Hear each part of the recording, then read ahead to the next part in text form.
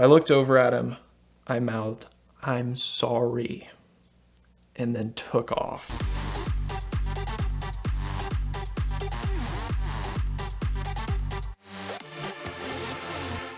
It was 2016, and at this point I had about 7 or 8 months on my dark blue police look-alike Dodge Charger. One night I woke up to the worst sound in any car guy's mind that there possibly ever could be. Hail. It was coming down, and some of them were golf ball sized. I was living in a $500 a month apartment in Dallas at the time, so as you can imagine, covered parking was not a luxury that even existed. It wasn't that I couldn't afford it, just wasn't there.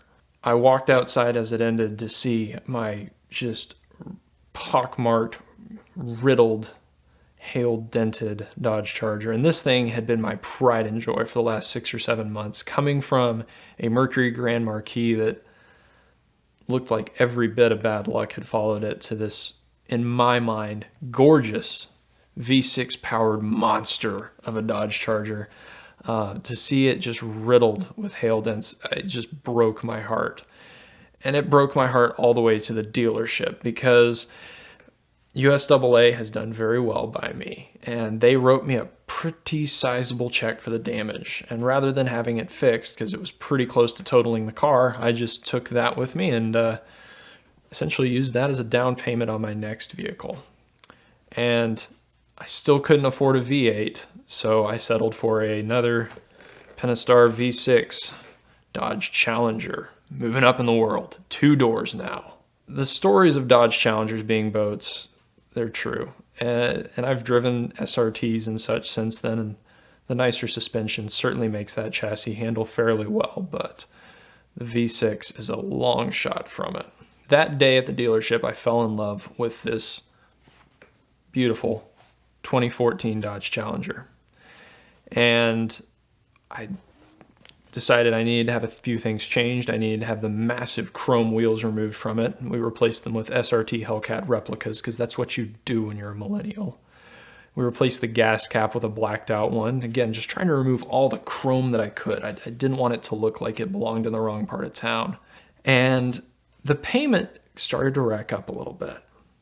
And halfway through the day, I was definitely food and energy starved, and I was just ready to go home. And they threw the number at me, and it was in the high 3s, low 4s. I can't remember. It was probably in the $380 a month range for this payment. I was living on, a little bit more than minimum wage, but I was scraping by. And the payment on my Dodge Charger that I had dropped a ridiculous down payment on was about $200 a month, and doubling that just absolutely threw my brain for a whirl. As we were looking over the papers, I told the guy in the finance office, I said, "I can't do this. I don't have this money. I just straight up don't. I love cars, and this is a hobby that I hope takes me a long way, but this isn't in the cards for me right now."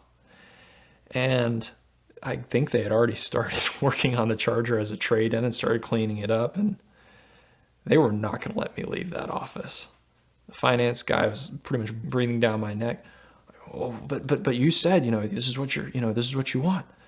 Yeah, and I just can't afford it, straight up. I knew how I sounded, and I just didn't care. At that moment in time, I was just like, "Give me my Charger back."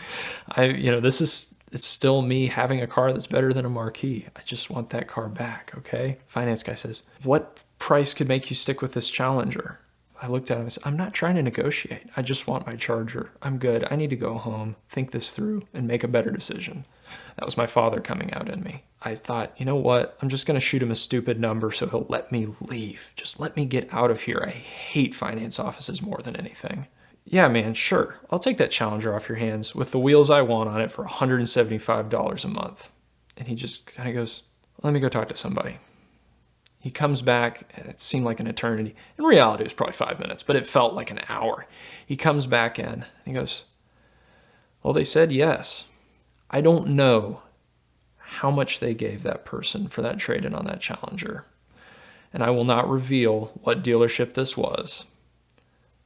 But oh my gosh, somebody must have got $5,000 for that thing in trade or something, because I walked out of there that day with $175 a month payment on a car that when we had added the wheels and everything to it was like 22 grand. Made no sense. When I ended up picking up the car later on, the salesperson, he kind of looks at me and goes, man, that was some screw up they did on your financing. I don't even think they told him what happened to it. He seemed totally in the dark. Nonetheless, I made off with a pretty clean Dodge Challenger for $175 a month, which proves in my mind sometimes the shrewdest negotiation is none at all. In early 2017, I traded that car into a dealer out in the Grand Prairie area on a 2008 Chevrolet Corvette Z51.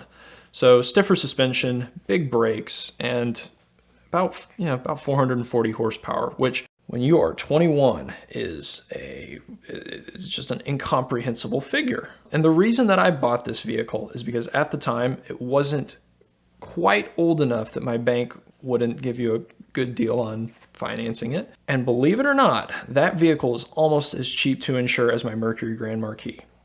Mercury Grand Marquis with full, just liability, like $100 a month.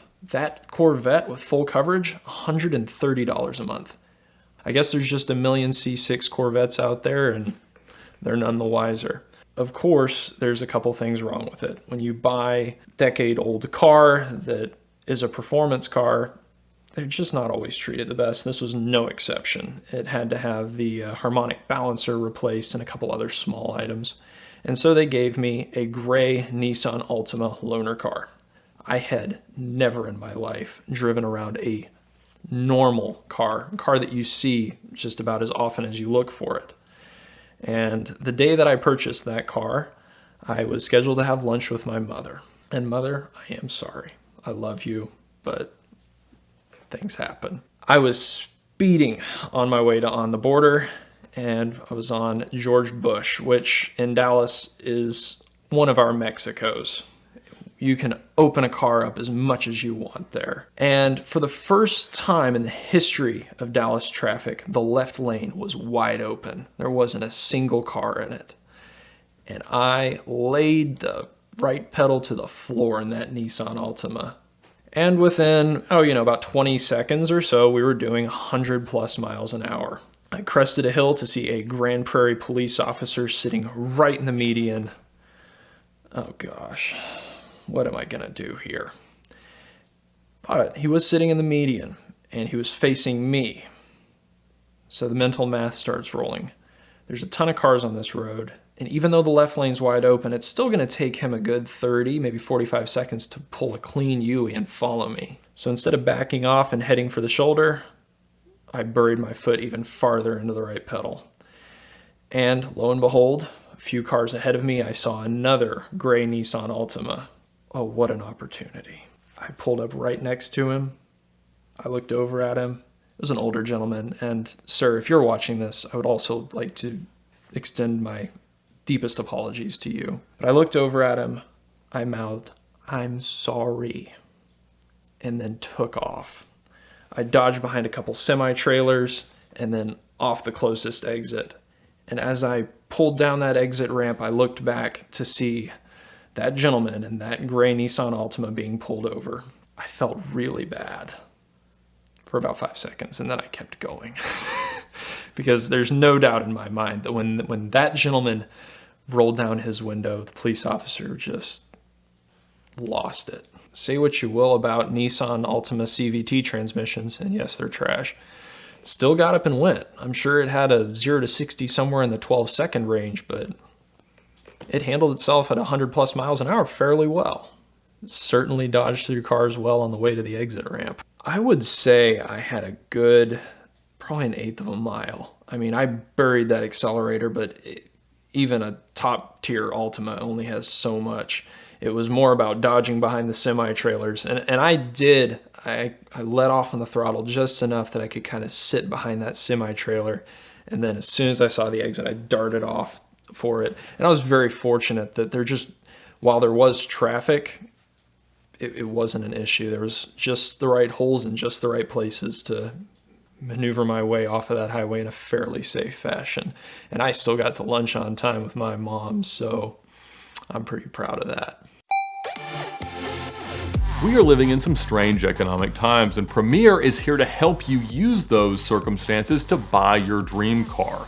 They have a simple lease program that makes it easier than ever to buy your dream car. They do financing for vintage and exotic cars. I've used them in the past, and I absolutely love Mitch and his team over there. So be sure to contact them before you go shopping to understand and get pre-approved for whatever your buying power is. That way you can go to the dealers, go to the private sellers, and make a very qualified but perhaps a little bit insulting offer.